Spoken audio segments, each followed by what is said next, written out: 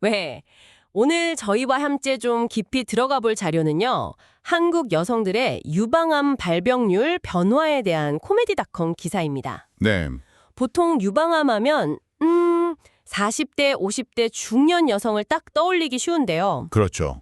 근데 최근에는 이게 30대 젊은 층, 그리고 또 70대 이상 고령층에서도 환자가 빠르게 늘고 있다는 소식이에요. 맞습니다. 왜 이런 변화가 나타나는 걸까?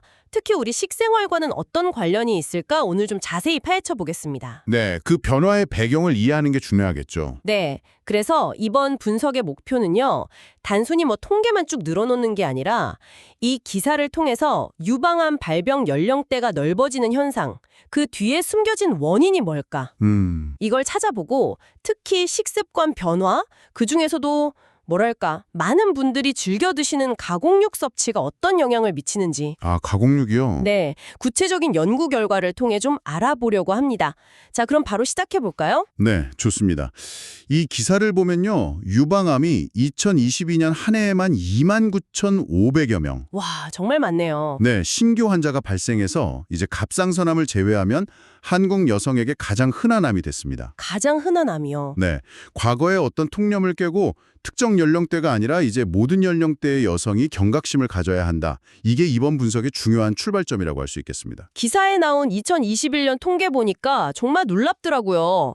40대가 한 8,600명, 50대가 8,400명. 여전히 많긴 한데 네, 그 연령대가 아직은 줄을 이루죠. 그렇죠.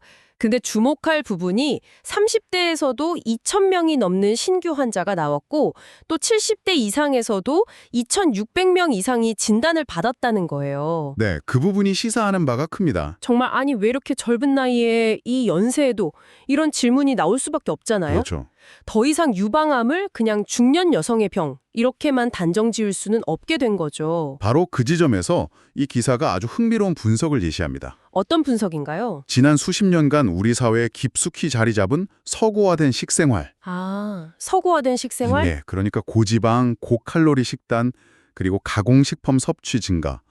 이런 것들이 유방암 발생 패턴 변화에 중요한 영향을 미치고 있다는 겁니다. 식습관이 직접적인 영향을 준다. 네, 이건 단순히 질병 통계 변화를 넘어서는 문제예요. 우리 사회의 생활 방식 자체가 건강 지표, 특히 암 발생 양상에 직접적인 영향을 주고 있다는 걸 보여주는 거죠. 아주 단적인 예라고 할 수 있습니다. 네, 바로 그 식습관, 특히 가공육 섭취에 대한 구체적인 연구 결과가 기사에 실렸는데 이게 정말 눈길을 끌더라고요. 네, 그 연구가 상당히 의미 있죠. 국제학술지 임상영양학에 발표된 논문이라고 하는데요. 한국인 여성 7만 명이 넘는 대규모 인원을 대상으로 무려 10년 동안 10년이요? 와, 10년 동안 식습관하고 유방암 발생 관계를 추적했다고 합니다. 굉장히 장기적인 연구네요. 그렇죠. 근데 그 결과가 정말 충격적이에요. 소세지, 햄, 베이컨 같은 가공육 있잖아요. 네, 우리가 흔히 먹는 것들이죠. 이걸 일주일에 단 한 번, 딱 한 번 이상이라도 먹는 여성은 전혀 먹지 않는 여성에 비해서 유방암에 걸릴 위험이 무려 57%나 높았다고 합니다. 57%요? 오. 네, 57% 증가라니 이거 정말 무시할 수 없는 수치잖아요. 네, 상당한 위험 증가율입니다. 그리고 더 주목할 점은 이 연관성이 50세 미만의 비교적 젊은 여성에게서 더 뚜렷하게 나타났다는 거예요. 젊은 여성에게서요? 네, 그러니까 젊을수록 가공육 섭취의 영향이 더 클 수도 있다. 이렇게 해석될 수도 있겠네요. 그 점이 정말 중요합니다. 그렇다면 왜 가공육이 이렇게 위험 요인으로 지목되는 걸까요? 네, 그 이유가 궁금하네요. 세계보건기구 WHO 산하에 국제암연구소라고 있거든요. 네, 여기서 이미 오래전부터 햄, 소세지, 베이컨 같은 가공육을 1군 발암물질로 분류했어요. 1군 발암물질이요? 그게 어느 정도 수준인가요? 1군이라는 건요. 담배나 석면처럼 사람에게 암을 일으키는 것이 과학적으로 확실하다. 이런 의미입니다. 와, 담배랑 같은 등급이라니? 네. 기사에서는 그 이유를 좀 더 자세히 설명하고 있는데요.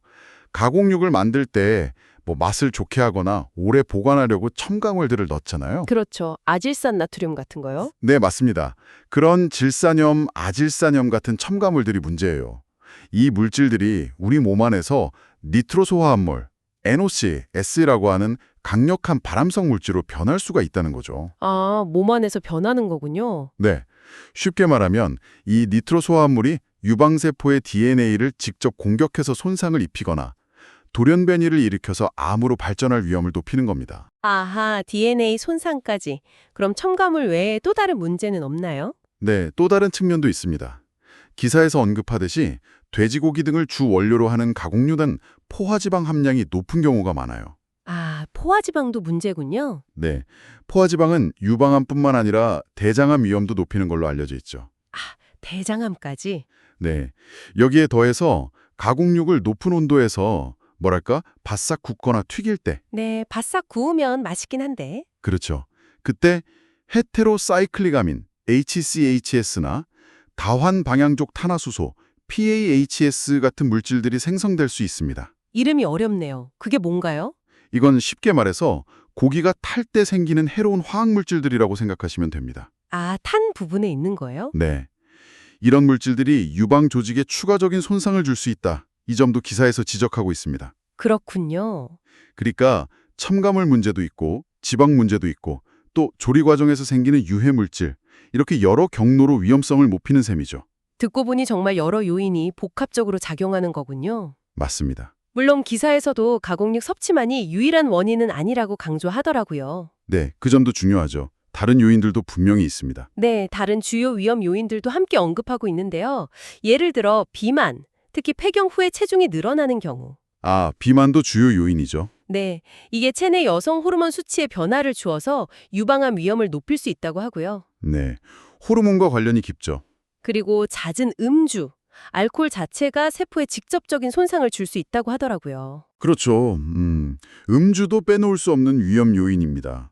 또 과거 바른 질병 치료 때문에 방사선에 노출된 경험이 있다거나 혹은 그 BRCA 유전자 변이처럼요. 아, 유전적 요인이요? 네, 특정 유전자의 변이가 있어서 선천적으로 유방암 위험이 높은 경우, 그러니까 가족력도 중요한 요인으로 꼽히고요. 네, 가족력도 무시할 수 없죠. 한번 상상해 보세요. 만약에 유방암 가족력이 있는 분이 서구화된 식습관 때문에 체중 관리도 좀 어렵고 그런데 과공육을 또 불에 구워서 자주 먹고 음주까지 즐긴다. 아우, 그건 정말 위험 요소들이 겹치는 상황이네요. 그렇죠. 이렇게 여러 위험 요인들이 따로 작용하는 게 아니라 서로 영향을 주고받으면서 위험을 훨씬 더 높일 수 있다는 의미겠죠.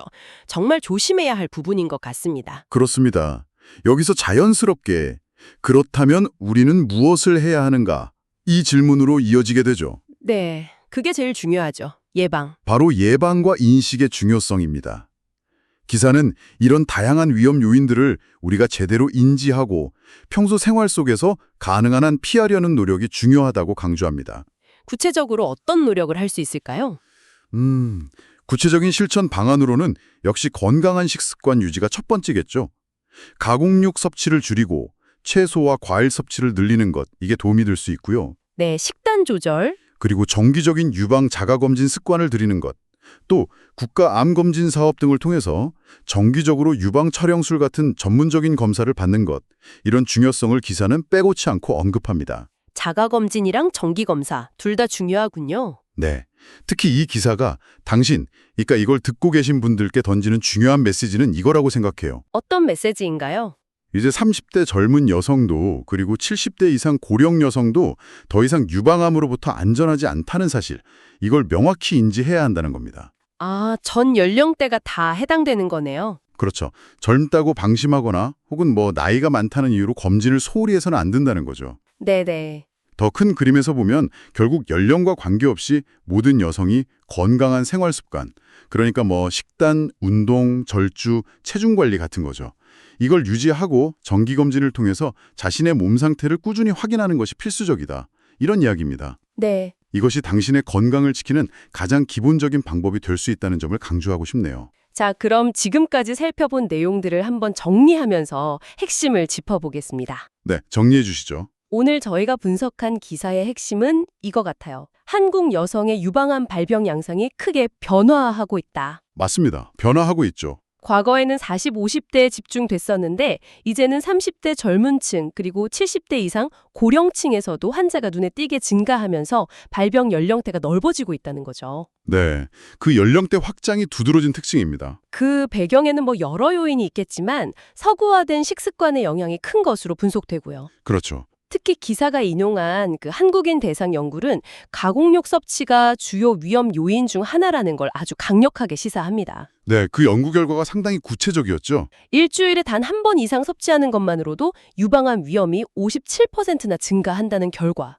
이건 특히 젊은 여성들에게는 정말 경각심을 주기에 충분한 것 같아요. 네, 젊은 층의 높은 증가율은 주목해야 합니다. 하지만 기억해야 할 점은 가공육만이 전부는 아니라는 사실입니다. 네, 맞아요.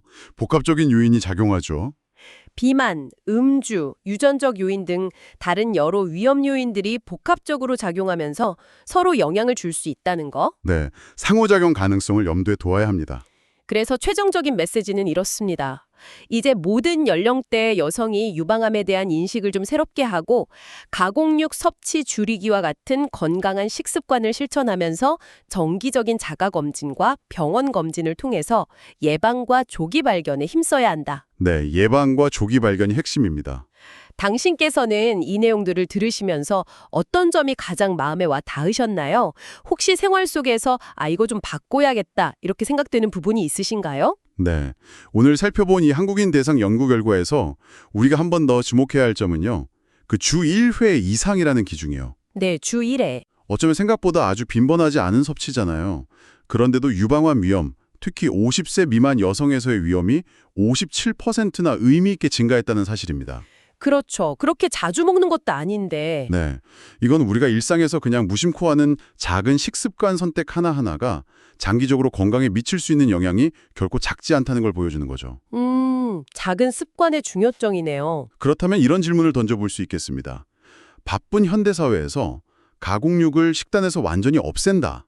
이게 현실적으로 좀 어려울 수 있잖아요. 근데 사실 쉽지 않죠. 하지만 이 연구 결과를 고려했을 때 가공육 섭취를 완전히 끊지는 못하더라도 그 섭취 빈도나 양을 의식적으로 지금보다 조금이라도 줄이려는 노력. 의식적으로 줄이는 노력. 네. 그 노력이 개인의 유방암 위험 관리에 과연 어느 정도 의미 있는 차이를 만들 수 있을까? 한번 생각해 볼 필요가 있다는 거죠. 이 정도는 괜찮겠지라고 생각했던 습관들이 쌓여서 만들어내는 위험과 또 조금이라도 줄여보자는 그 작은 노력이 가져올 수 있는 긍정적 변화 사이에서 당신의 건강을 위한 선택은 무엇일지 한번 진지하게 고민해 볼 지점이 아닐까 싶습니다. 네, 정말 생각해 볼 만한 질문인 것 같습니다. 오늘 저희와 함께 이 중요한 건강 정보에 대해 이렇게 깊이 있는 이야기를 나눠주셔서 감사합니다. 네, 저도 유익한 시간이었습니다. 다음 시간에도 당신의 지적 호기심을 채워드릴 흥미롭고 유익한 정보로 찾아뵙겠습니다.